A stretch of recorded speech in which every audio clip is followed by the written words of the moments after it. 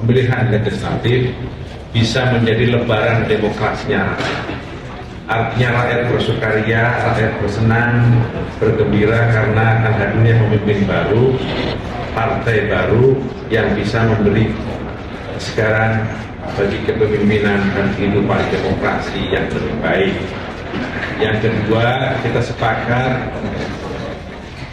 menjaga konsistensi dan legasi dari Presiden Joko Widodo dan Pak Ma'ruf Amin sampai akhir periode, yakni Oktober 2024, sampai terjadinya transisi kepemimpinan yang baru. Yang keempat, kami bersepakat bahwa kerjasama politik yang pernah dilakukan oleh Partai Amanat Nasional bersama Gerindra 2014 dan 2019 diharapkan bisa dilanjutkan dalam pembicaraan ke depan, sehingga kerjasama politik antara Gerindra dan PAN 2024 dimatangkan dalam pembicaraan-pembicaraan yang akan datang.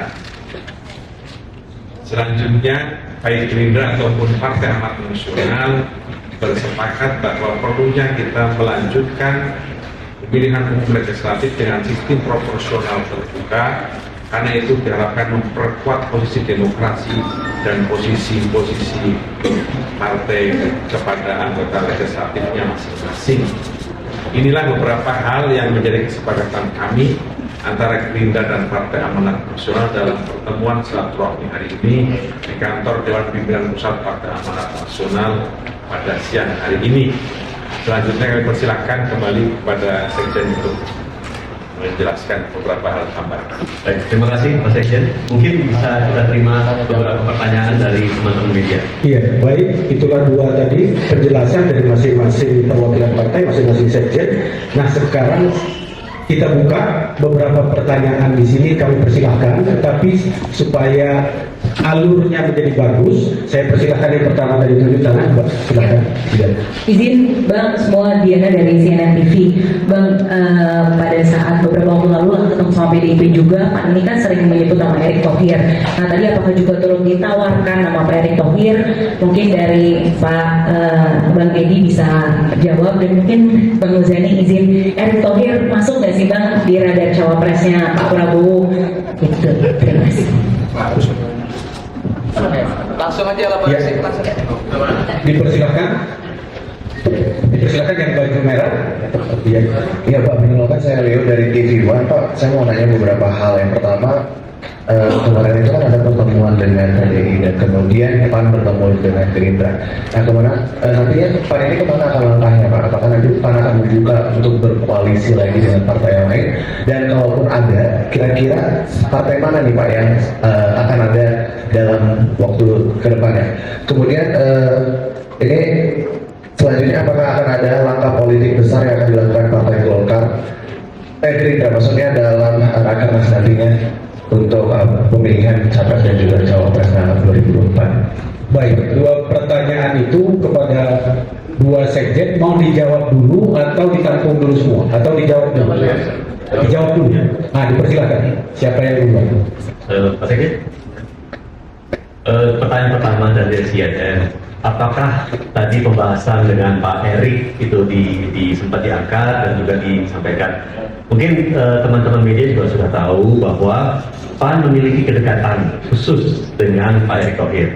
Pak Erick Thohir sering beragenda dengan PAN, berkegiatan dengan PAN, hadir di acara-acara besar PAN, bahkan akhir-akhir ini kok kelihatan sering menggunakan kemeja bernuansa biru, pakaian bernuansa biru gitu. Jadi kedekatan kita dengan Pak Erick Thohir itu sudah sangat kental. Apakah tadi disebut rasanya untuk urusan Pak Erick Thohir itu masuk dalam menu wajib pertemuan gitu. Nah itu yang tadi juga kami sampaikan. Dan kedua tadi pertanyaannya, bagaimana dengan PDIP? Apakah PAN berlaku ke PDIP, Gerindra atau apa? Kita saat ini membuka komunikasi silaturahmi politik dengan semua partai politik. dengan PDIP, dengan Gerindra, dengan semua partai politik, karena namanya sekarang kita dalam mencoba mencari kecocokan, penjajakan untuk mencari pasangan calon terbaik untuk ke Pilpres yang akan datang. Tentu semakin banyak kita bertemu, berdiskusi, berdialog dengan teman-teman parpol, semakin memperkaya juga wawasan kita, semakin mempermudah juga kita memutuskan siapa putra putri terbaik yang nanti akan kita usung bersama-sama di dalam Pilpres 2024. Tuh. Dan apakah ini sudah sesuatu yang final? Tentu belum. Ya, segala sesuatu itu kan masih kita harus jajaki. Makanya tadi seperti yang telah kami sampaikan bersama dengan Sekjen Partai Gerindra bahwa kita akan kembali lagi melakukan dialog-dialog berkepanjangan, tetapi tujuannya memang sudah jelas. Karena ini juga tinggal 6 bulan lagi menuju masa kampanye pemilu dan pilpres. Bahkan untuk pendaftaran capres itu kurang dari itu. Jadi saya kira apapun yang dibicarakan sudah lebih mengerucut. Mungkin itu. Silahkan Pak. Dipersilakan, Sekjen Gerindra. Ya, tadi memang nama rektornya bukan hanya diangkat, bisa diangkat, disebut. Keseluruhan gitu ya. Untuk masih dengan penuh wajib jangan diomongkan. Jadi karena itu kami merasa terhormat siapapun nama yang diusung, karena itu adalah bagian dari orang-orang yang terbaik untuk berbakti kepada bangsa dan negara. Kami menyimak dengan seksama, kemudian akan menyampaikan hasil pembicaraan itu saja kepada Pak Prabowo Subianto.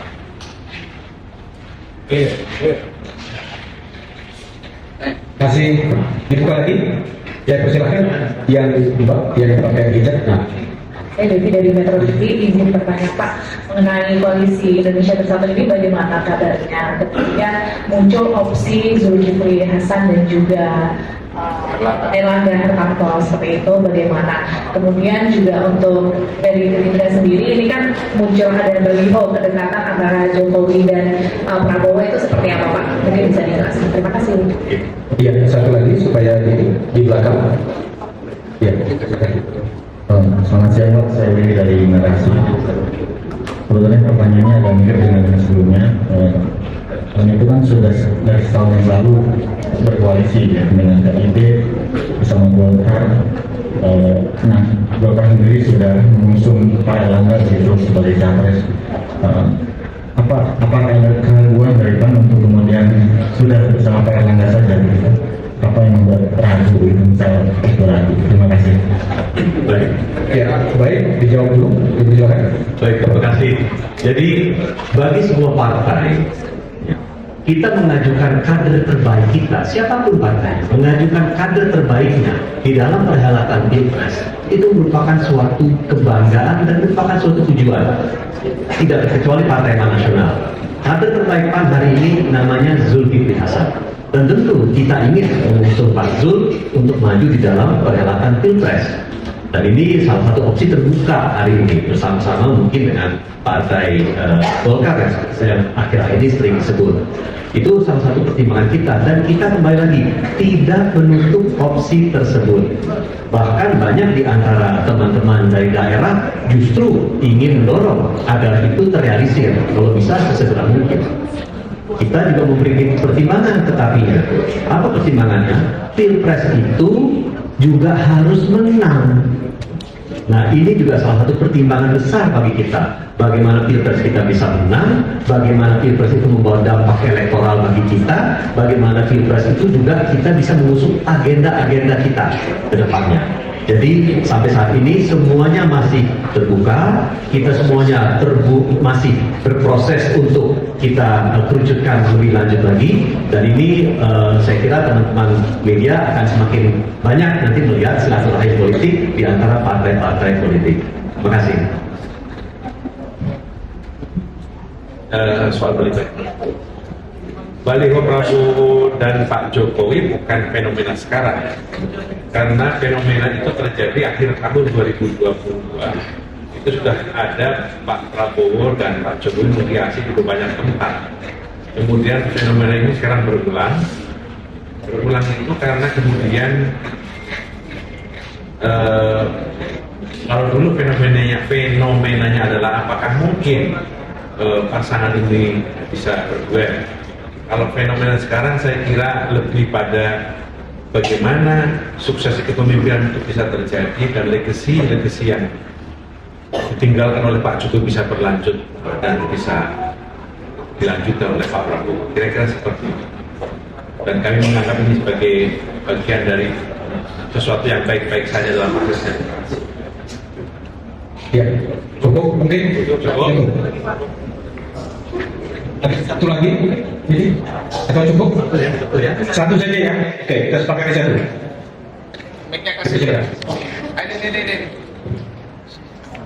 Selamat sore Bapak-Bapak, Ibu-Ibu semua. Saya Nia dari Harian Kompas.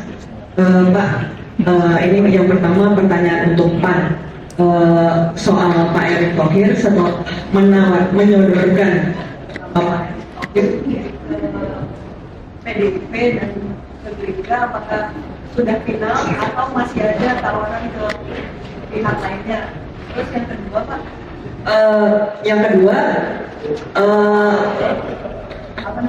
Kalau melihat dari itu kan PKB sudah membentuk koalisi inti, koalisi inti yang arahnya mendukung Pak Prabowo. Kenapa sih alasannya kan tidak bergabung di koalisi ini?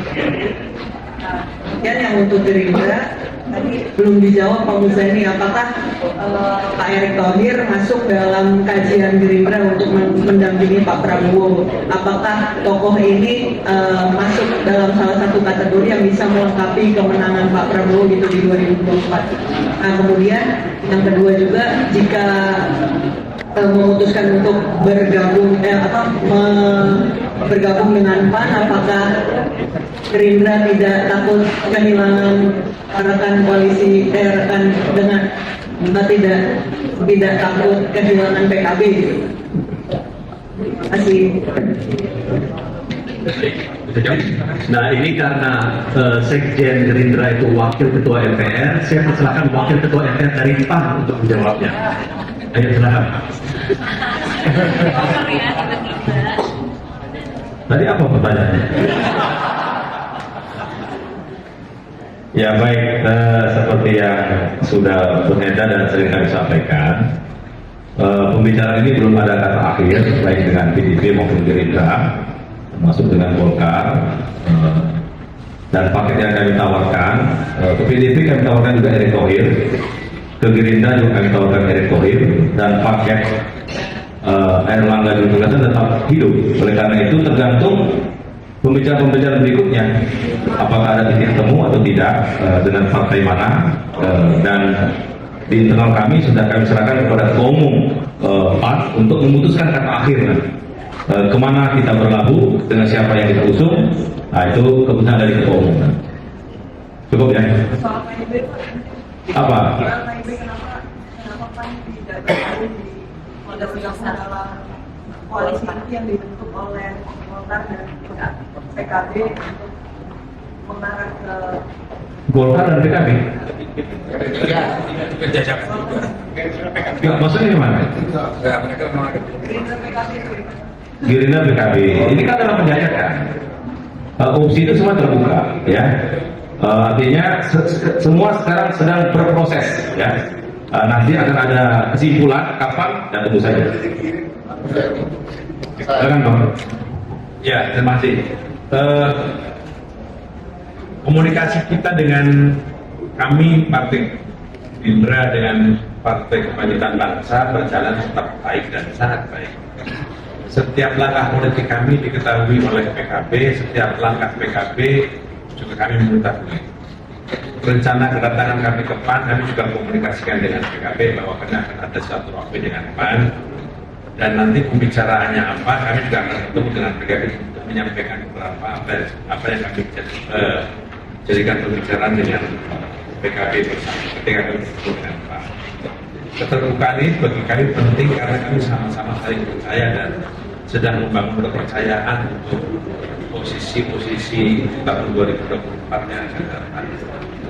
PKB percaya kepada Gerindra dan demikian juga Gerindra percaya juga dengan PKB. Percaya dalam arti PKB kita bebaskan untuk membangun komunikasi politik dengan kekuatan manapun, dengan kelompok, partai ataupun siapapun yang bisa dianggap bisa menjadi penambah bagi kekuatan koalisi. Demikian juga PKB percaya kepada Gerindra untuk melakukan komunikasi dengan siapapun, partai, orang, atau siapapun tokoh untuk menambah kekuatan koalisi. Karena itu sampai pada tahap ini sudah ada masalah. Yang kedua, tadi tanya apakah Erik betul radar? Ya, kami melihat orang-orang yang memiliki kemampuan untuk memberi bakti kepada bangsa dan negara adalah orang-orang terbaik. Dan setiap orang yang disodorkan oleh partai politik kami sangat menghormati sebagai orang-orang yang memiliki niat dan kehendak untuk memberi bakti kepada bangsa dan negara. Karena itu Pak Erik sekalipun yang disodorkan oleh Amanat Nasional untuk menjadi calon wakil presiden kami sangat menghormati, dan selama ini kami juga mengikuti mengamati Pak Erik dengan seksama. Dan ya kalau apakah masuk radar, ya radar. Terima kasih. Iya, baik, itu saja. Terima kasih. Itulah jawaban tadi dari dua sekjen yang mewakili ini. Dan kami ucapkan terima kasih kepada kawan-kawan media yang bersama kita di sini. Dan mohon maaf jika ada kekeliruan. Assalamualaikum warahmatullahi wabarakatuh.